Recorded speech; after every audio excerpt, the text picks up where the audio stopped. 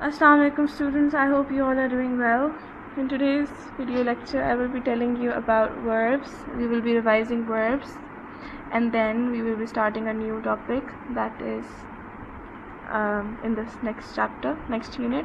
So first of all you have to turn to page number 9 of your workbooks and write this date on top, Wednesday 14th May 2020.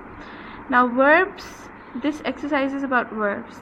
Now we've studied verbs before and I will just go through it again. A word that tells us about the action of the noun is basically called a verb. For example, a boy kicked the football. So kicked is the action that is being performed by the boy, so that means kicked is the verb. Now there are different tenses of every verb: present, past and future. Now future tense tells us about tomorrow, past talks about yesterday, and present is basically about today or every day. So in this exercise, in exercise A on page number 9, we basically have to change the form of the verbs that are given in the word bank for every paragraph, and we have to change them into past tense, like yesterday. We have to change them into a past tense. Past tense tells us if the action was performed yesterday. It tells us that the action, this verb or this thing, has already been done. So that is past tense. Okay, now let's talk about the question. Let's start doing the question. Question number 1 is: here are 4 passages from the story. Some of the verbs are missing. Can you put them in the correct places? You will have to change the form of the verb first. So first of all, I will change all the forms of verb here on a piece of paper. Now the verbs that are supposed to be used in the first paragraph are drop, fall and smash. The past tense of drop is dropped, fall is fell, and smash is smashed. The most common way to change a present tense into a past tense is by adding ed. You can see here, these are basically regular verbs which we can change into past tense by adding ed. But then there are some irregular verbs which have a completely different word for the past tense, like fall has fell. Okay, so again, let's use these 3 tenses, these 3 words in past tense in our paragraph. One day during the evening meal, the old man, now instead of writing dropped, we'll write dropped his plate on the floor. Crash, it smashed into 100 tiny pieces, and the food fell all over the place. This is how I used these 3 words. Now let's move on to the second paragraph number B. Now the words that are given in paragraph number B are look, see, become, is and go. Now let's change them into past tense. Look will become looked, again adding ed. See is an irregular verb, so it's going to become saw. Become will become became with a. Is will become was, and go will become went. Now these 4 are irregular verbs, so there were different words for each of them as past tenses. Now let's use these past tenses in the paragraph. Tekla and Manfred dash a little worried, so it will be became a little worried. They looked out on the street but Wilhelm was not there. Then they saw a light in the workshop. They went to look. Now see, we used the past tense of all these verbs here. We did not use the present tense because all of this happened in the past. It happened yesterday. Like, it had already happened. That's why we use the past tense. Now let's look at part C, paragraph number C. The verbs used in paragraph number C are sit, step, find, work, and cut. Now the past tense of sit is sat, step is stepped, regular verb, find is found, work will be worked, and cut will remain cut. Now let's use these verbs in our paragraph. They dash into the workshop and dash their son dash on the floor.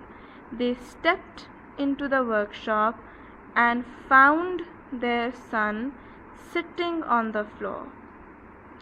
He was cutting a small block of wood and working as hard as he could. Now see, found and stepped are used as past tense. Step and find were used as past tense. But when they entered the workshop, it became a present tense for them. So basically, it was past continuous. It was happening at that time, but it was happening in the past. So that is why we change these verbs into continuous also. The sit will become sitting, work will become working, and cut will become cutting. Now because it all happened in the past and it's in a continuous form, so we'll use the auxiliary verb was with it. Because of course whenever we're writing whenever we're using the continuous tense, we have to write an auxiliary verb. Since it is the past, that's why we will use the auxiliary verb in past tense, was. So this is why sit will be written as sitting, their son sitting on the floor, he was cutting a small block of wood and working as hard as he could. Now let's move on to the last paragraph, paragraph number D. Okay, so in paragraph D, the words are say,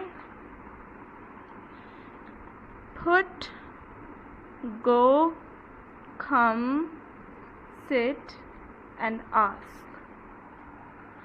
Now the past tense for say is said, past tense for put is put, for past tense for go is went, come is came, but we're not sure if the past tenses will be used or not. Sit is sat, and ask is asked. Now let's focus on the paragraph and on the sentences, and then we'll know which tense to use. Come, dinner is ready. Now see, you can see the speech marks.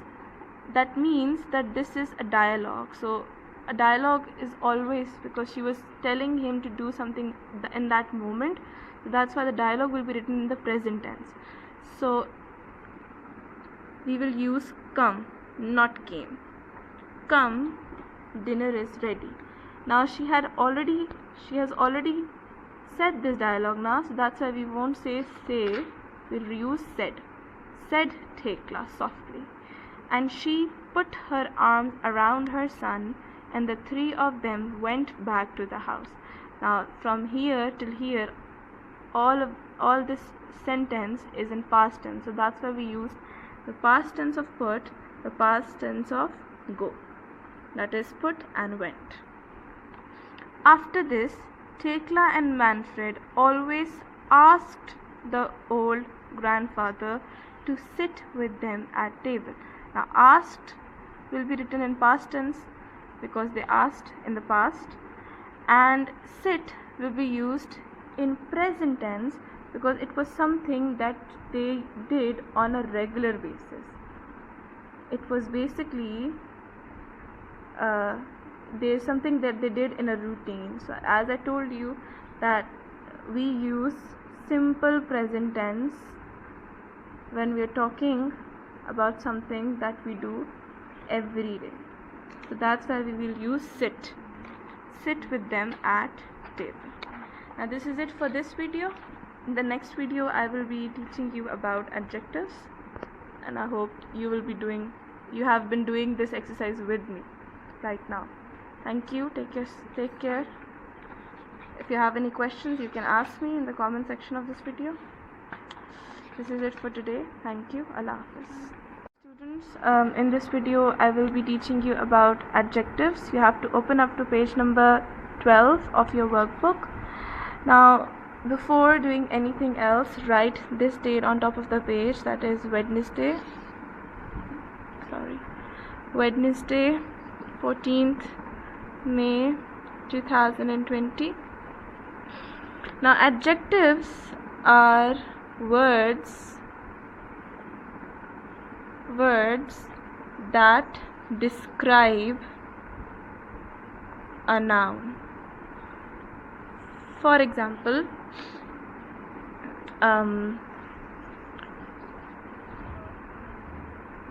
I licked on an orange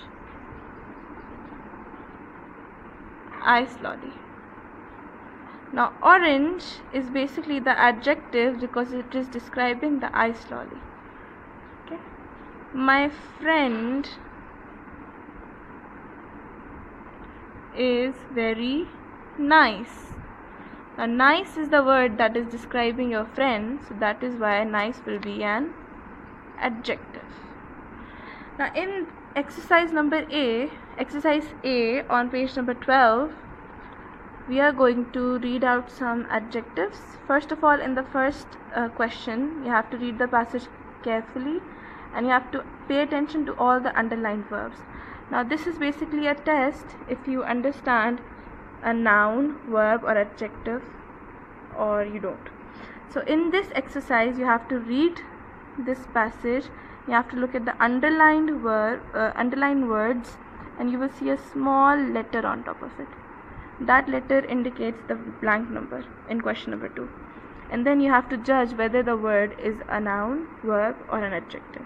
So let's do this exercise together. The boy is sitting on an old box. Now old is the word that is describing a box, so that means old will be an adjective. He is reading a book.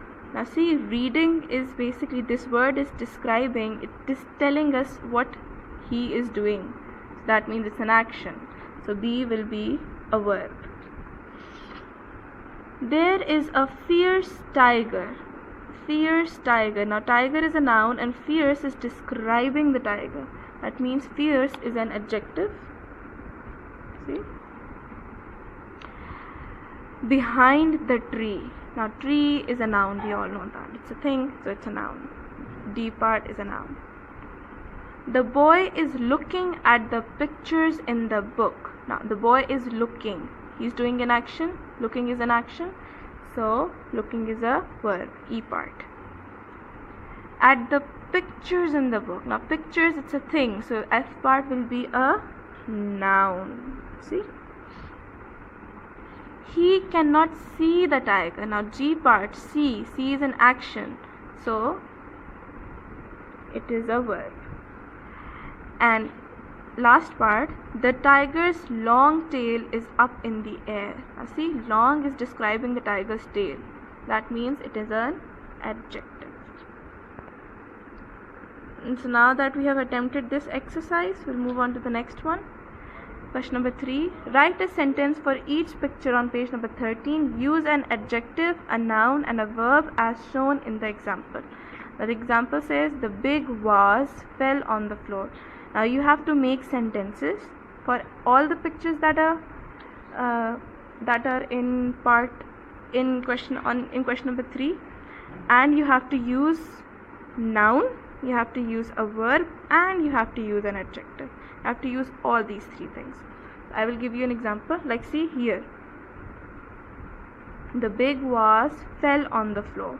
Now see, vase is a noun, fell is the verb because it's the action that is performed by the vase, and big is the adjective because it is describing the vase. So see, all these 3 things are used in this example.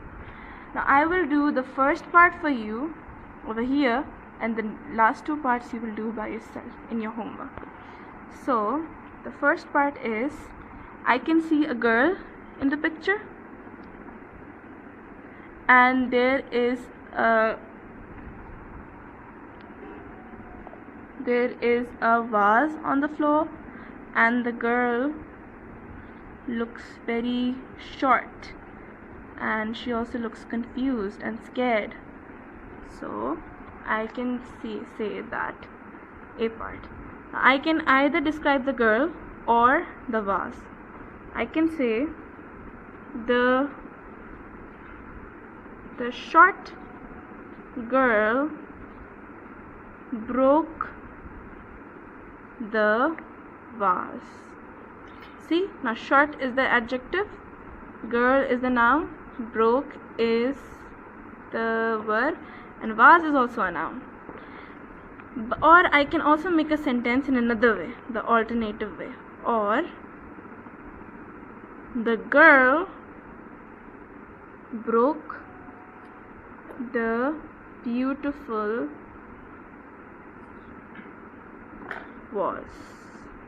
See, now girl is a noun, broke is the verb, beautiful is the adjective, and vase is the noun. See, now in the first sentence the adjective is describing the girl, and in the second sentence the adjective is describing the vase.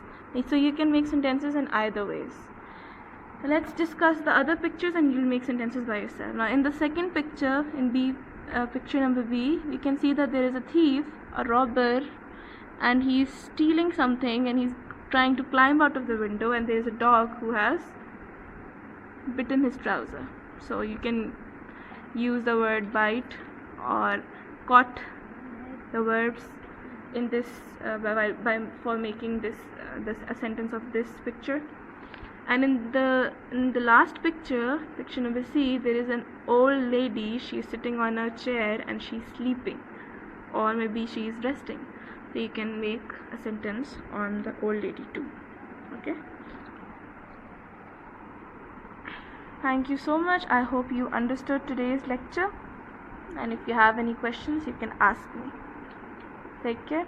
Allah Hafiz.